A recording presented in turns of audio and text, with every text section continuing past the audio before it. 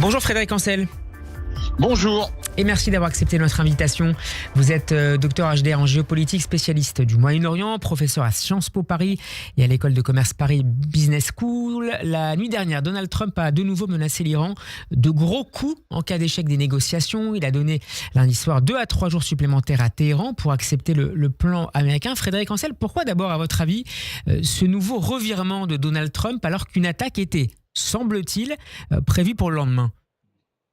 D'abord, c'est un revirement dont je ne sais pas s'il dépasse la dimension rhétorique et sémantique très baroque du président américain. C'est-à-dire que fondamentalement, pour l'instant, aujourd'hui, je ne sais pas si, au regard très empirique de ce qu'il dit et de ce qu'il manifeste ces dernières années, ces longues dernières années, puisqu'on n'a pas affaire à un perdreau de l'année. Il a déjà été président pendant 4 ans. Bon, donc on l'a pratiqué à maintes reprises. Je ne sais pas donc, pour continuer à vous répondre très concrètement, dans quelle mesure il est sincère avec ce type de menace. Maintenant, s'il l'est, c'est pas idiot à condition que ça soit cohérent, que ça s'intègre dans une forme de cohérence, autrement dit, qu'ils finissent par mettre à exécution ces menaces. Parce que, si vous voulez, le problème de l'épée de Damoclès, c'est que vous pouvez pas l'utiliser à maintes reprises. En tout cas, la menace, vous pouvez pas l'utiliser à maintes reprises en gardant votre niveau de crédibilité. Il y a bien un moment où la menace doit se concrétiser, ou alors vous la retirez définitivement. Et là, on est dans une espèce de nini, enfin dans du baroque, comme je le disais.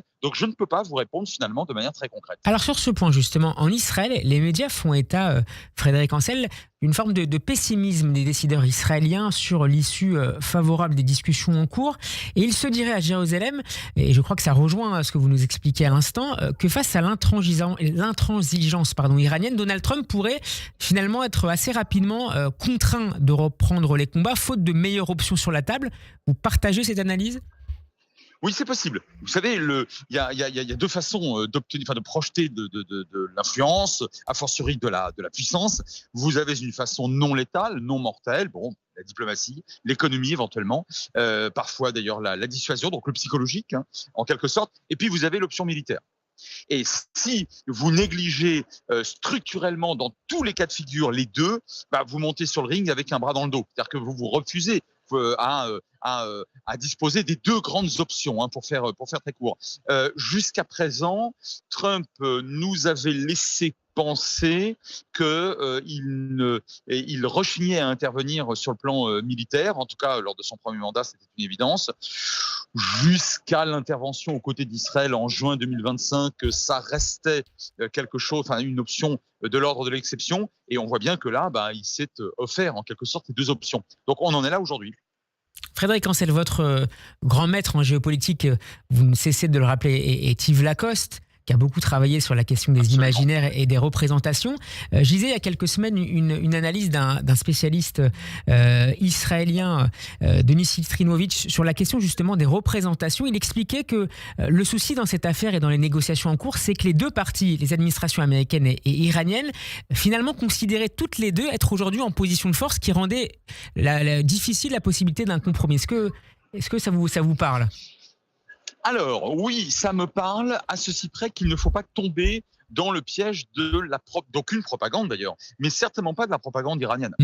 Aujourd'hui, objectivement, si vous regardez le terrain diplomatique, l'Iran est rigoureusement et totalement seul. Je ne cesse de le dire, de l'écrire. Je l'ai encore écrit récemment, pour ne pas les nommer, dans le Parisien et dans Le Monde. Donc, on est là sur un manifeste échec diplomatique. C'est vrai avec Moscou et Pékin, qui en réalité n'interviennent pas autrement que sur le plan rhétorique. Et au Moyen-Orient, c'est encore pire. Sur le plan militaire, il faut bien comprendre que les Iraniens ont gardé une forme de capacité de nuisance. Ça, ce n'est pas contestable. Mais ils sont partiellement au moins écrasés, ce qui n'était absolument pas le cas, bien évidemment, pour les Américains, qui n'ont perdu que 2 avions, quelques matériels et seulement une quinzaine d'hommes.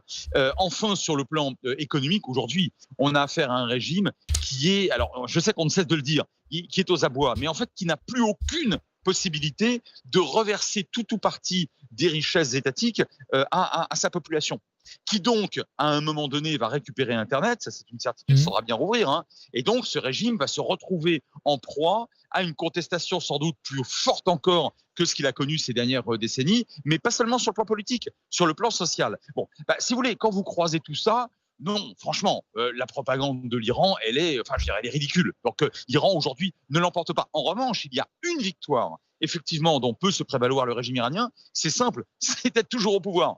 Mais, j'insiste sur cette petite nuance en une phrase, Oui. à partir du moment où ce n'était pas officiellement l'objectif originel des Américains, est-ce que c'est réellement une victoire géopolitique? Une dernière question sur le sujet, sur l'enjeu de l'uranium enrichi et cette quasi demi-tonne enrichie à 60% dont dispose l'Iran. Quelles sont les lignes rouges, Frédéric Ancel, de chacun des acteurs en présence, les Américains, les Iraniens et bien sûr les Israéliens? Eh ben, je vais peut-être vous surprendre. Enfin, pas vous, parce que c'est un grand pro de la géopo, mais je le dis depuis de très nombreuses années. Je pense que le régime iranien, acculé pour acculé, serait prêt à renoncer à ce qu'il n'a pas, c'est-à-dire la bombe, et à ce qu'il a moins que jamais d'ailleurs, parce que là, pour le coup, il a pris plusieurs années dans la vue ces derniers temps. Ça, c'est une certitude. Tous les experts du nucléaire sont d'accord avec ça. En échange de ce qui lui permettrait, pour le coup, de rester au pouvoir peut-être plus longtemps que ce qu'on pourrait espérer, c'est-à-dire la fin des sanctions, par définition, liées au nucléaire, dont les premiers trains remontent quand même au 1er janvier 2007. Hein, c'est vieux cette histoire. Hein. Et puis, conserver ses missiles. Mais ça, de toute façon, on ne peut pas les lui retirer. Vous pourrez taper tant que vous voulez. Il y a bien, il conservera au moins une partie de sa capacité balistique. Tandis que la bombe, il l'a pas. Et donc, échanger ce qu'on n'a pas et ce qu'on n'aura sans doute jamais au regard de la détermination et de l'excellence des Israéliens contre la fin des sanctions, et ça pour le coup ce serait vraiment plusieurs centaines de milliards de cash pour au moins une décennie à reverser à la population pour éviter justement des révoltes sociales, je crois que c'est plus crédible qu'un blocage total de la part des Iraniens.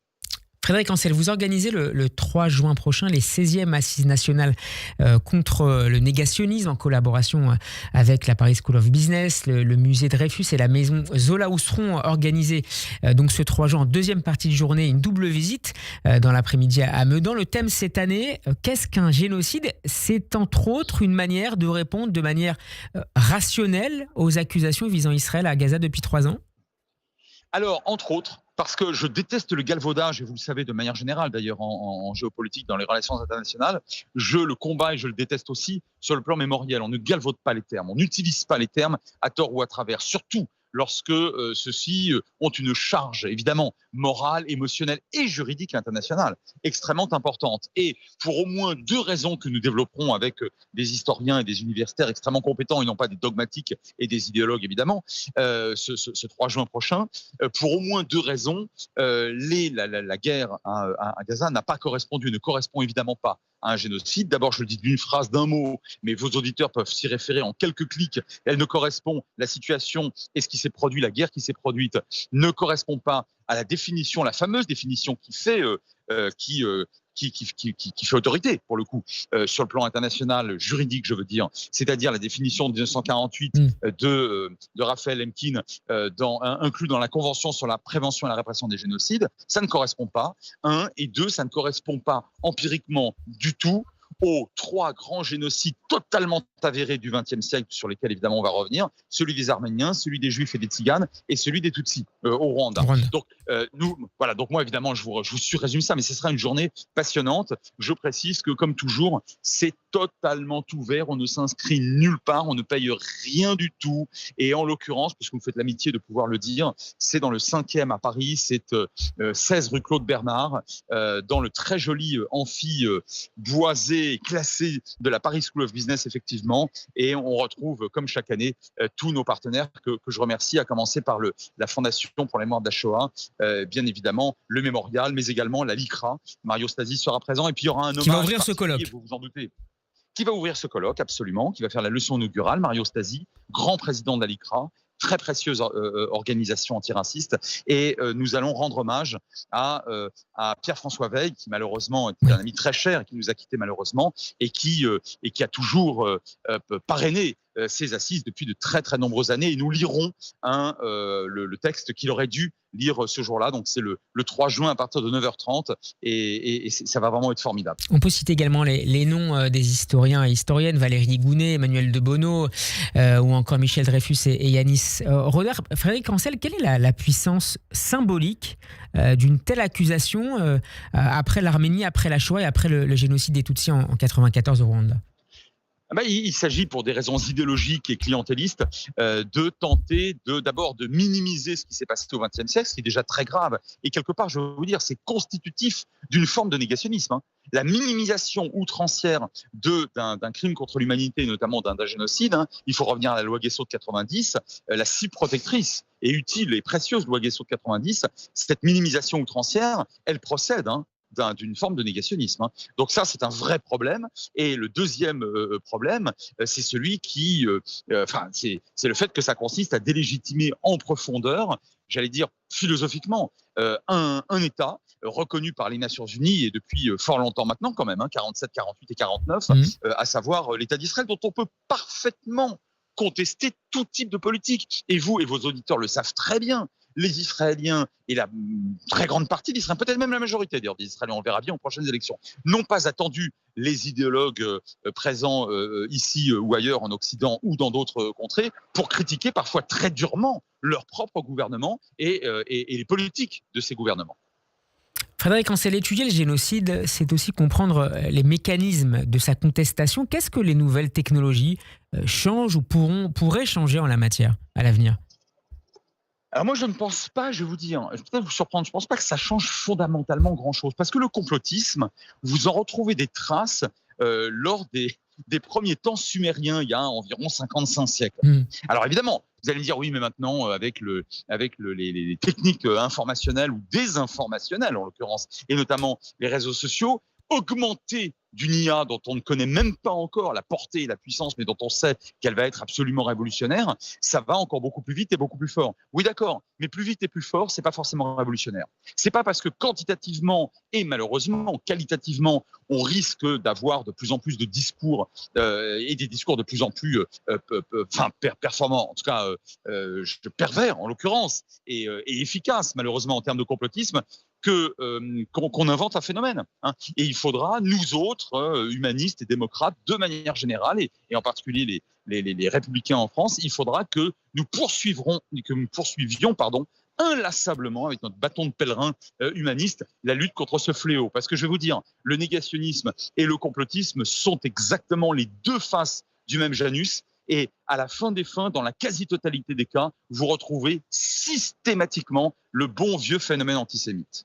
Ajoutons la présence comme invité d'honneur de ce colloque, la ministre déléguée chargée de l'égalité entre les femmes et les hommes et de la lutte contre les discriminations, Aurore Bergé. Merci beaucoup Frédéric Ancel d'avoir été avec nous pour nous parler de cette actualité, mais aussi de ces 16e Assises nationales contre le négationnisme organisées le 3 juin prochain dans le 5e 16 rue Claude Bernard, autour du thème « Qu'est-ce qu'un génocide ?» Merci encore, bon après-midi à vous. Merci à vous.